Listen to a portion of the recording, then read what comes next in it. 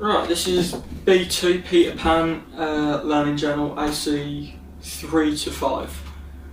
AC3 Technical Skills. What equipment did you use? How did you use the equipment to make creative choices? How did you set up the equipment? Did you have any certain methods?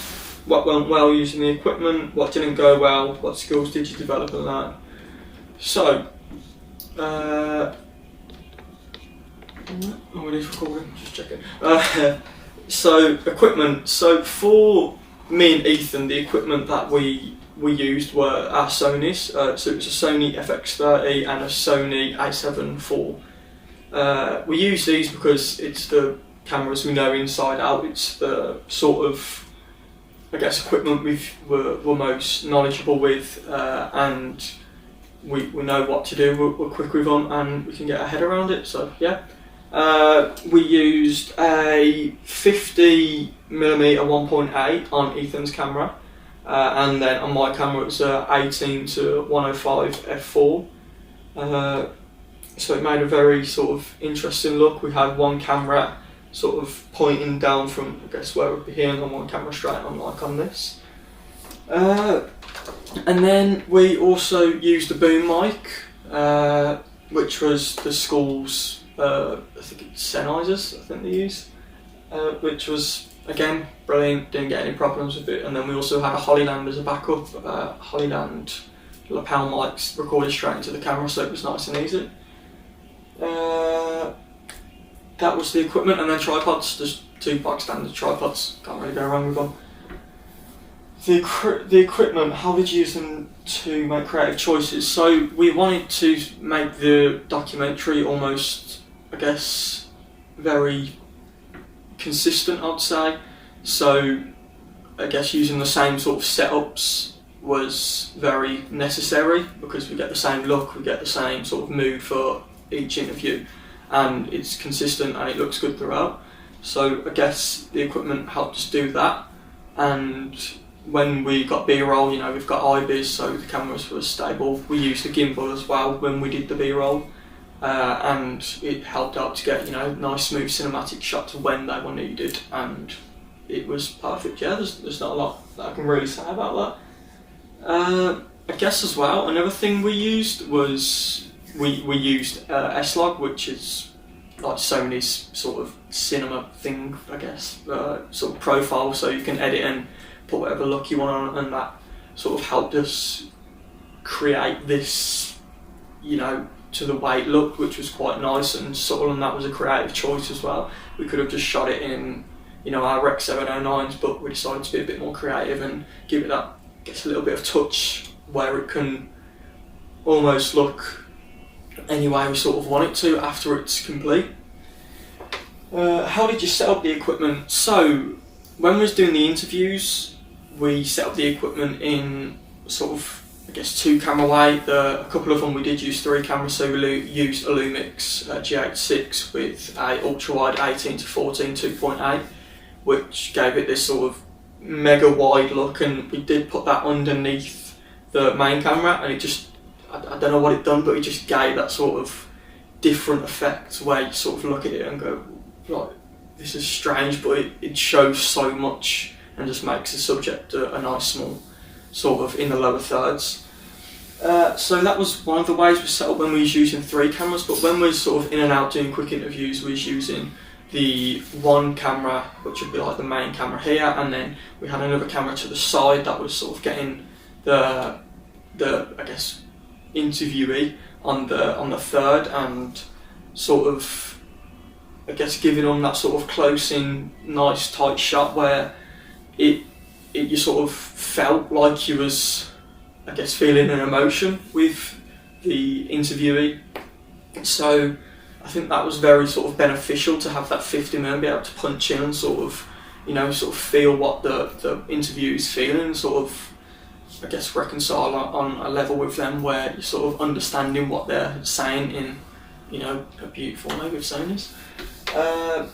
And then lighting as well, I actually forgot to mention this. So we used quite a bit of lighting when we done the Peter Pan interviews.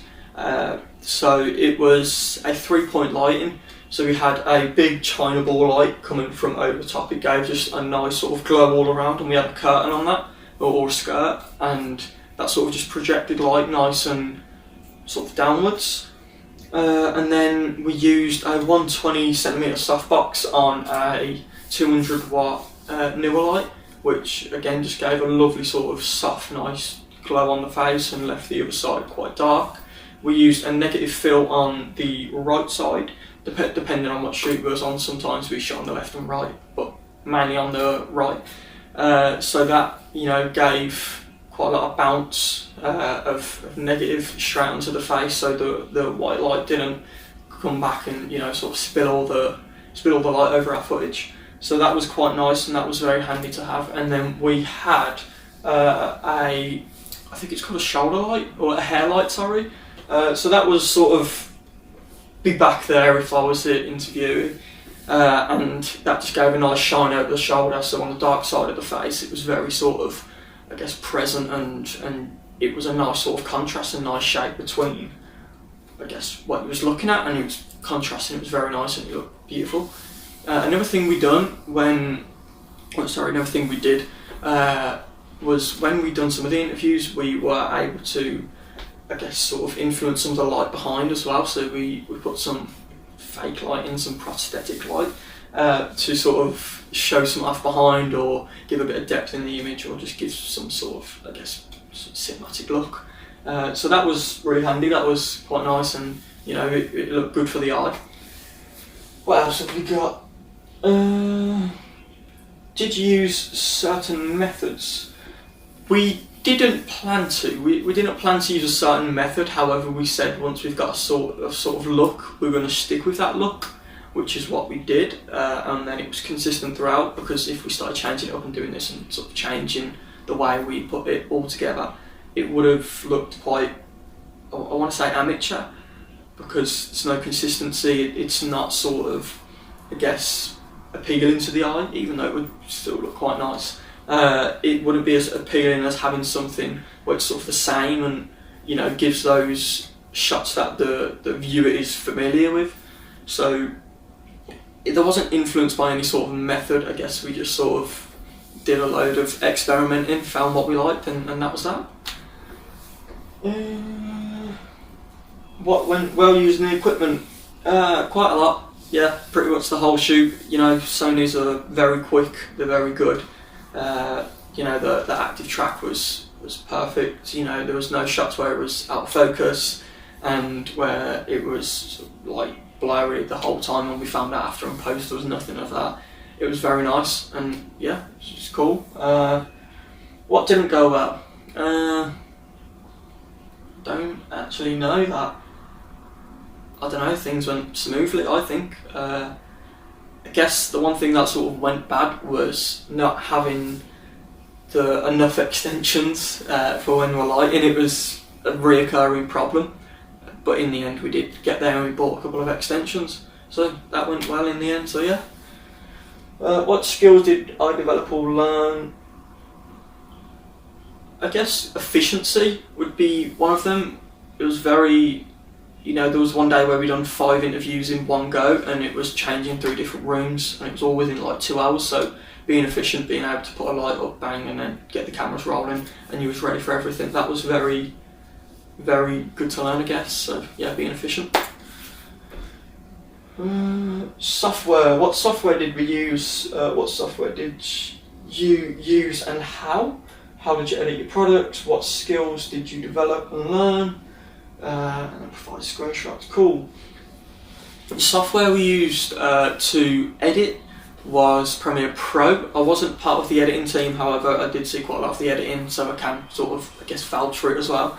Yeah, there's you know, was working with so much footage, and having that much footage and the editor sort of trying to figure out where it is, there was a lot of, I guess, responsibility when it came to, I guess, I don't know, sort of culling the footage and making sure it's all there, what part we want there, making sure it's broke up into the sort of right ways, and that when it was backed up, it was all backed up. There was one, I think it was one of the first shoots we did, the footage got backed up, but the one file wasn't there, and luckily I didn't format the card. And we went back onto the camera, found the file, and it was there. And yeah, so that was perfect, you know. And yeah, there was a lot of footage to work with, and you know, the people who were editing did a great job, and that's that. And it was brilliant. You know, they've ran into problems along the way, solved them, and yeah. They edited their product. I think I haven't actually seen the end product. I don't even know where it is or anything. But I saw them working hard, so yeah, we're gonna go with that. But yeah, they did and I said I did see a couple of the, I guess, trailers to it. I guess some of the like little short reels for social media, and it was very, I guess, consistent. You know, keep running back to this consistent, but it was very consistent, and there was a very wide range of use of different shots. It flowed very nice, and the B-roll sort of matched the actual sort of interviews, and it didn't feel like it was just random shots through in there. It was, you know, moving, and it expressed what was happening when they were saying what was happening. So I know when we interviewed the director, he was on about teaching them how to sort of feel emotion through what they're saying, and then it cut to a shot of where they were, you know, showing the emotion and teaching them how to sort of show that emotion, and you know, just fit really nicely. So yeah, I can't really say I've developed any skills or learned any skills from that. However, the one thing I would say is organisation is definitely key. Making sure everything's sorted out before you've even, you know, tracked a timeline or started a sequence or anything. It's definitely very handy to have it organised and make sure everything's where you know it should be. And yeah, so that's all I can say for that. 3. Did you create any rough cuts? If so, what were your strengths and areas to improve? What feedback did you receive for your final product?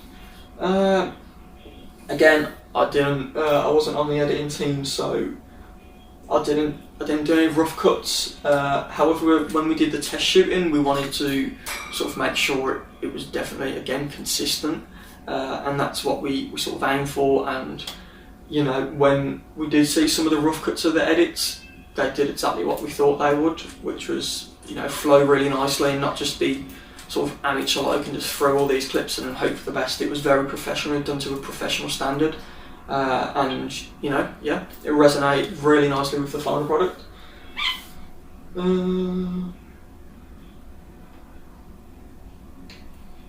Insert your created your final product there. I'm gonna find out where the final product is, and I'm gonna attach it to the bottom of the learning journal. AC4, professional practice, roles and responsibilities. What were the crew roles? What were your responsibilities? Who did you communicate with and how? Within your role, what skills did you need and use and why? What skills did you learn and develop with your role? That's a lot. Right, my crew role is the camera op, and also the DOP as well. So, you know, I guess that's pretty much that. You know, me and Ethan, we sort of shared the hat of being a DOP. We worked really well together, so we wanted to sort of, I guess, be happy on an image where we're sort of like, yeah, we love this and we want to use this. So again, the test shoots when we first started, there was a lot of messing about with, you know, getting things like literally just creating a mess. That's all we did at the start. We created a mess for about a couple of days, and then we finally found a shot, and we found a lighting set up, and we found a nice contrast and a nice place, and we stuck it all together, and it created the final product. And you know, it was Netflix quality. You know, not to blow our own trumpets, but yeah, it was really nice, and you know, it was good. Yeah. So there was a lot of, I guess, preparation to that, and taking on that role was, you know, a big responsibility. But you know, whatever happened along the way, I know we've all got each other's backs, and we helped each other when we did come into a problem. So, for example, one of the things we did run into was we didn't actually have someone that was set on grips, which again was sort of a problem as we was using quite a bit of lighting. So what we did in the end, we just, you know, I think you have to be able to put on many hats when you're working like this. And we put on many hats, and we got to where we wanted to, and we got through the shoot. So my responsibilities were, I guess, sort of designing the shot, seeing how the shot should look, and going, yeah, okay, I like that, or don't, or this needs to change, or this, and it's sort of going back and forwards again, like with the test shooting, and picking what's best and what works best for what we're trying to create, and it worked. It was brilliant. Can't really say much about that. And yeah, so that was being a DOP, and then doing the camera again. It was quite a lot of, I guess, faffing about. Things die on set. Things you can't find. Things sometimes you lose your lens cap. There's a lot of sort of that, and I guess that's just part of being a camera op, and it's great fun. But I guess you also need to, with documentary, you have to always sort of be on the ball. You've got to make sure you've got your head screwed on, and that if something's happening or you're there catching something, you want to catch the emotion in the shot. You want to catch what's actually happening instead of just catching things for the fun of it. There was quite a lot of shoots where we were getting BTS of the cast and them sort of preparing, and we wanted to sort of get that emotion out of the shots instead of just have it, someone's just on the camera and the sort of, say someone was doing a scene and they were singing the heart out, and there's just one static shot. That's quite boring. You want to sort of capture the emotion, and just having a bit of movement, that helps so much. Another way we can sort of explain that is by when we were at the old rep filming the actual performance, there was some fighting shots, quite a few of them actually, and going handheld for that, it added loads of sort of, I guess, effect to the final shot, and it's sort of about knowing your equipment inside out, when to use like gimbal, when to use handheld, when to there's so much you can take apart from just one thing, but knowing your equipment and knowing your capabilities the most, that's sort of the best thing you can possibly do. Who did you communicate with and how? Well, I think as a whole we all sort of on the, I guess, cameras and sort of scripting and filming interviews and lighting and doing everything, we all worked as one group. We had to communicate loads with post-production. So, just going back and forwards, we had to make sure the footage was where we wanted it to be. We had to make sure that Gadu, our producer, was communicating the right dates with us, and there were things that went wrong. There were things that, not everything's going to run smoothly, nothing ever does, and if it does, I think there's a problem. But there's, it was sort of going back and forwards, just making sure everything's confirmed, making sure that if something's happening tomorrow, everyone knows it's happening tomorrow, and not just turning up and hoping for the best. You have to prepare, and you have to be ready for what's happening, I guess.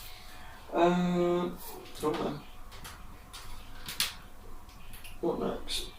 Within your role, what skills did you need to use and why? So, I think just being aware of what is actually happening was a big part of the role. Me and Ethan both agreed on this. So, knowing what we're actually turning up to was a big part. So, if we were shooting some at just BTS and it was just us and a couple actors, just try not to invade them, because if you invade the personal space, then you break the character.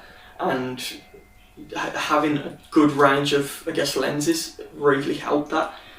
So being able to go on a 105 and zoom in all the way when someone's over there practicing, and then being able to come back in really quickly at an 18 and then get someone shot over here because the actor's, in a heartfelt scene or something like that, and I think that is one of the key parts of being a camera op for a documentary, is knowing what's happening around you. You have to have eyes all around, and it's really sort of amazing to be there and sort of find all this out. I had some sort of, I guess, I knew some sort about that before we even started production, but then when we started it was like full game, and you had to be ready whenever, and yeah, so that was that. I think another skill that is quite untalked about is just I guess creating something creative in an instant.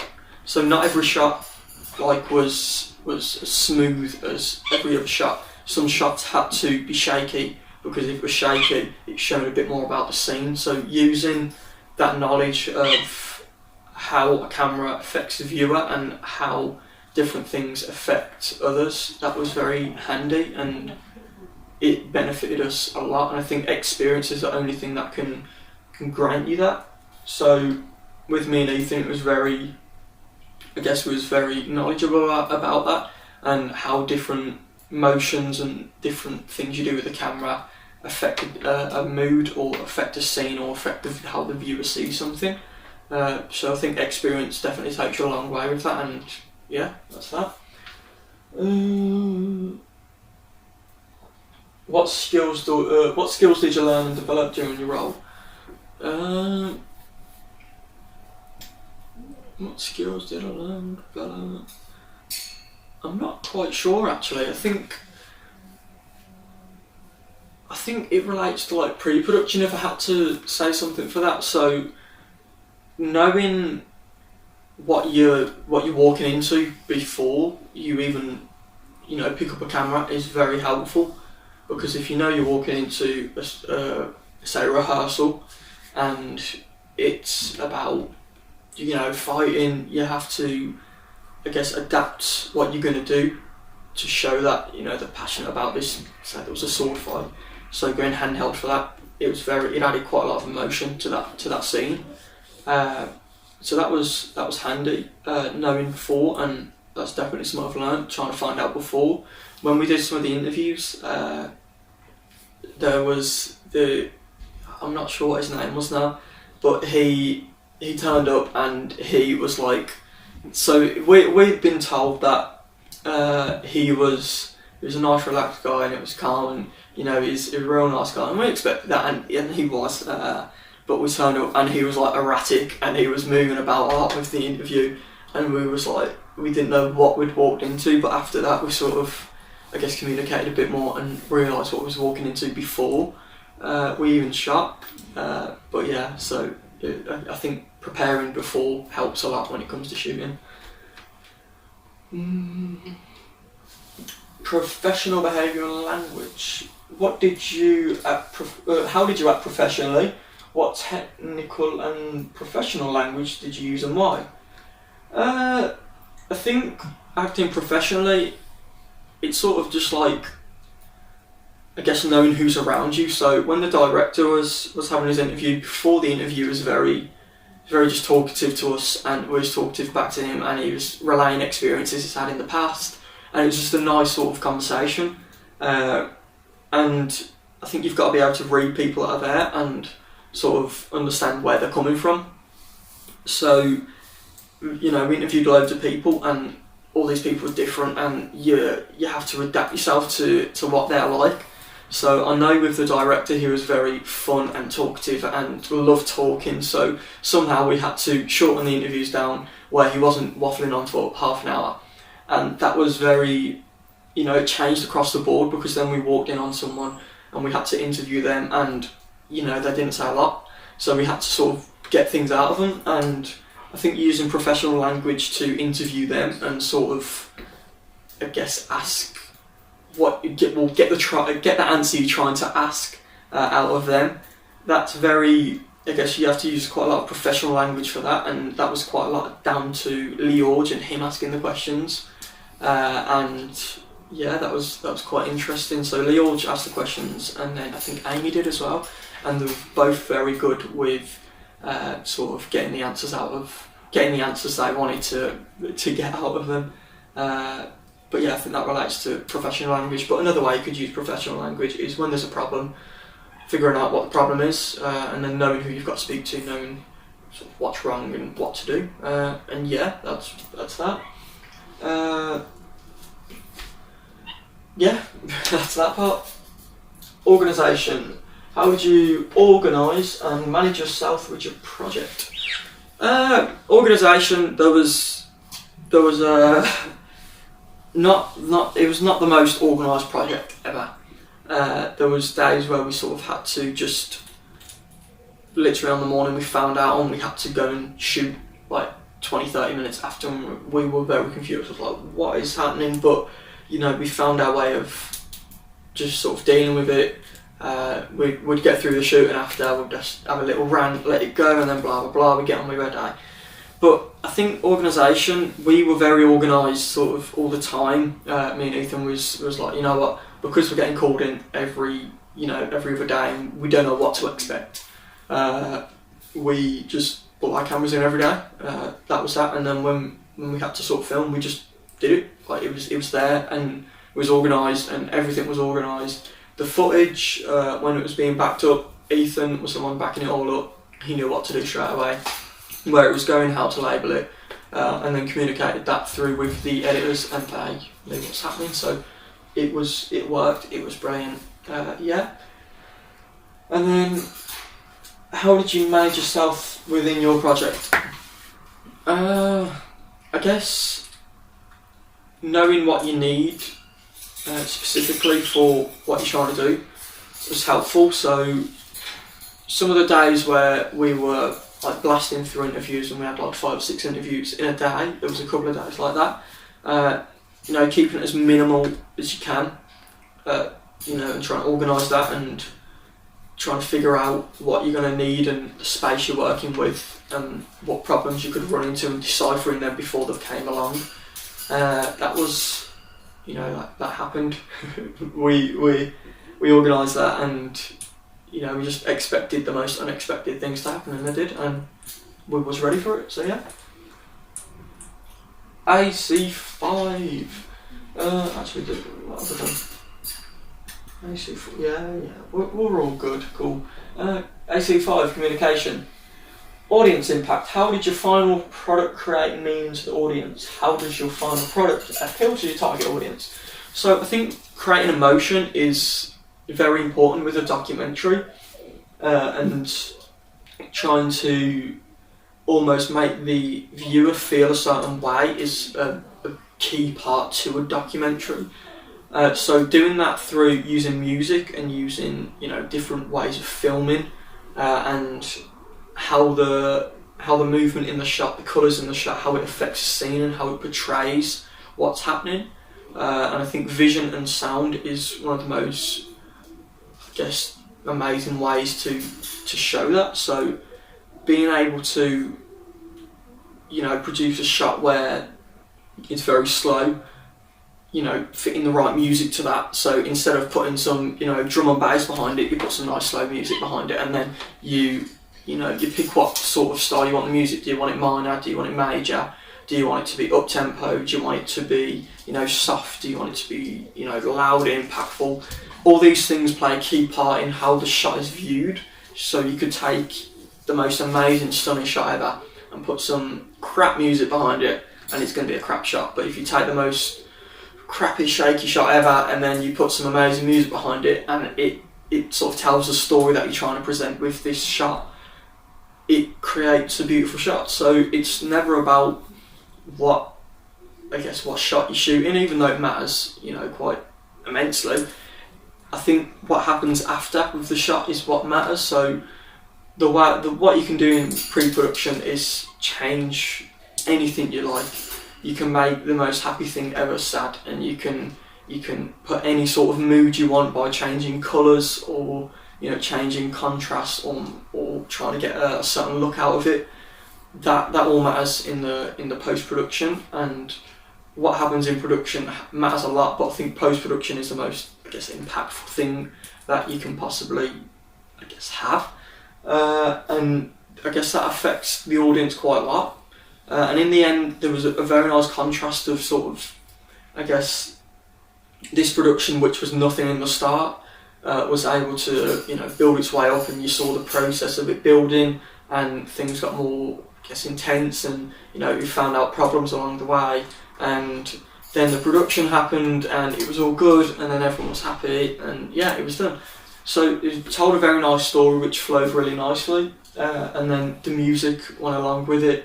The interviews and the questions went along with the B-roll. The B-roll fit well with what was happening, And yeah, so I think it appealed quite nicely to the audience, and yeah, I think it's just a nice thing you can sort of watch, and everyone will find out something amazing about it. And even if you don't like watching a documentary, I think if you watch this, you could literally go away from it and you'd learn something new about production or theatre shows or anything. But yeah. Relation to purpose. Oh, this looks big. Does your project meet the criteria set in the proposal brief? Does your project... Sorry, I got drawn off. Does your final project meet original intentions? What challenges did you make in your final product compared to your initial ideas? How does your final product demonstrate the codes and conventions of your chosen format? Right. I think the project definitely meets the criteria, which was to create a documentary that tells the story of how we've got this production to where it is, or how they have anyway, and we've just filmed it. And yeah, but so I think it fits the brief and the whole purpose of the project, and for people to just watch it after the show and go, oh yeah, that's pretty cool, like how they've done this. And yeah, so I think it fits quite well. Does your final project meet original intentions? Definitely. Very, very nice documentary. I think it's appealing no matter what age you are, and I think it's very universal in a way as well, where it's got a quite a nice, I guess, context behind it, where you can understand what's happening even if you're not a part of theatre shows. It just shows a nice sort of build up on how this has got to where it was. So yeah, I think it's definitely met up to the original intentions. What changes did you make to your final product compared to your initial ideas? Excuse me. Some of the things that were changed were, I guess, layout, how things sort of fit together. There was never a sort of solid idea, but there was still an idea of how to do that, and it definitely changed as everything went on.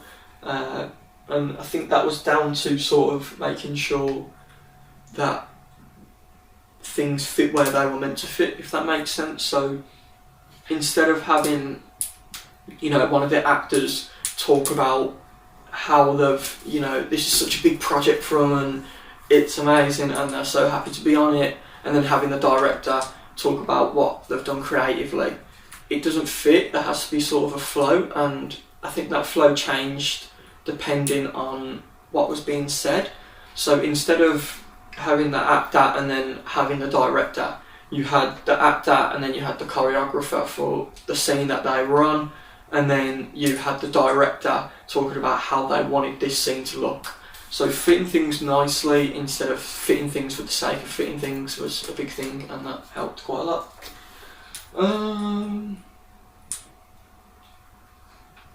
Number 10, platform and distribution. What did you export? What did you export your product as and why? Where will your project be featured or shown? The project, I'm not sure where it was exported. I believe, I'm not sure where it was featured on. I know for a fact there was short of it that was shown across Instagram, and I'm pretty sure it's definitely on YouTube. And it's probably on the Bows Instagram or the Old Reps Instagram. And then it will be on all of our websites as well, showing what we've created and how we've created it, and the whole show, and we was a part of it. So that's where it was shared. They exported it as H.264 in 4K. So yeah, that's pretty much that. And it was in 16 by 9, but then when we did some of the interviews, they were cropped down to anamorphic, so 2 by 35, 1 by 35 by 2, which was a nice contrast to the original shot, and it sort of broke the interview away from the scene that we were just trying to create. And then when the B-roll came back in, it was nice again, and it fit really well with what we were trying to create. But yeah, so that's sort of that. it's a great documentary. It was lovely to be a part of, and there's loads of things that we've learned as a whole. And yeah, that's that. Thank you. I need to end this now, don't I? How do I do it?